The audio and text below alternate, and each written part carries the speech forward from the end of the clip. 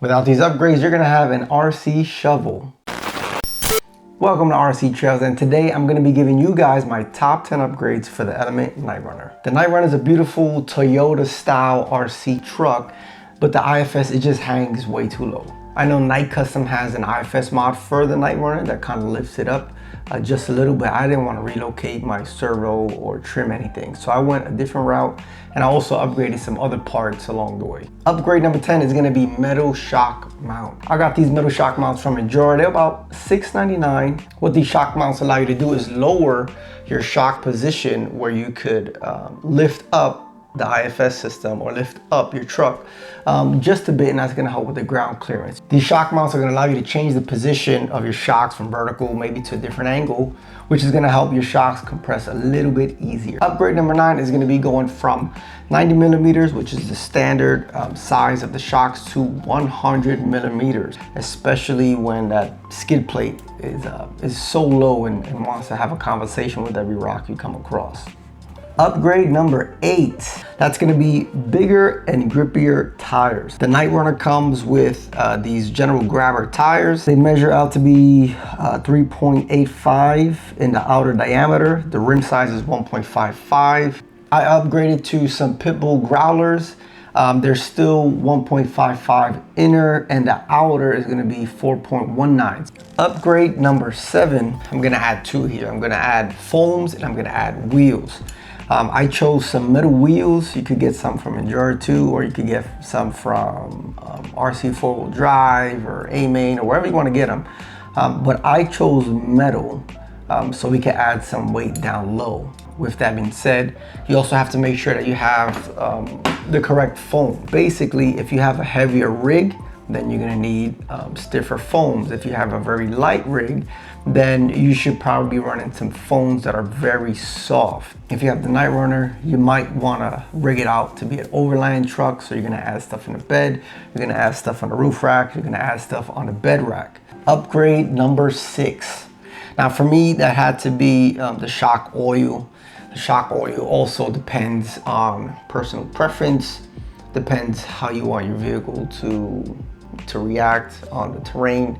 If you want the springs to be very, very loose, then you're gonna go with something light. If you want your shocks to take some time to compress or need more resistance to compress, then you're gonna go with something heavier. I tend to go with something lighter in the front because the IFS system is already a little bit harder to compress than the rear, and I go with something a little bit thicker in the rear. So my rear is still flexing, but it's not sagging most of the time.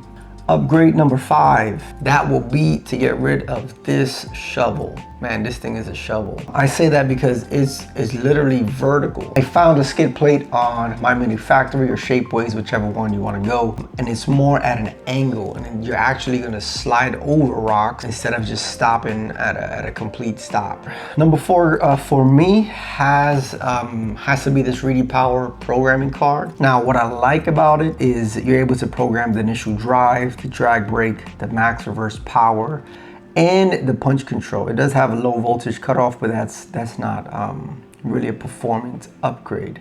This came in about $13.99. I do have a video up if you want to go ahead and check it out. I'm gonna put that also in the description, but this would be the best value upgrade on this list here. Upgrade number 3 is gonna be trimming the fender flares. If you look closely, the Knightrunner has kind of 3 sections on that fender flare. It's the one on top, the one that's in the middle, and then there's one that kind of folds up under itself. So what I did was I just trimmed that bottom piece, and I gave me just enough clearance that you could fit the new tires in with no problem. Upgrade number 2, it's not a performance upgrade, but it saved me so much time.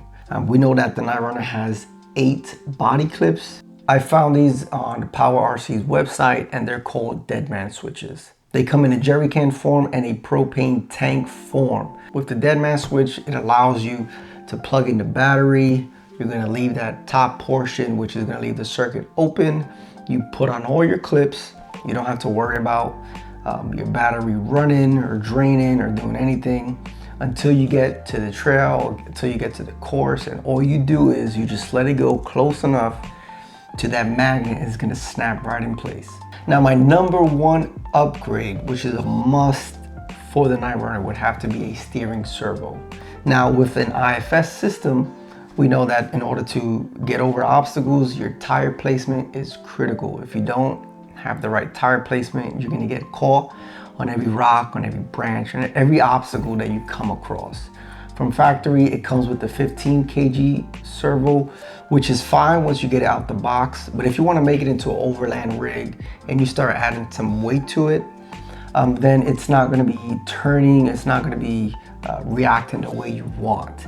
So upgrading the servo from 15 to 35 kg was a must, and you definitely could see the difference, especially with added weight to your vehicle. But there you have it. Those are my top 10 upgrades for the Element RC Knightrunner.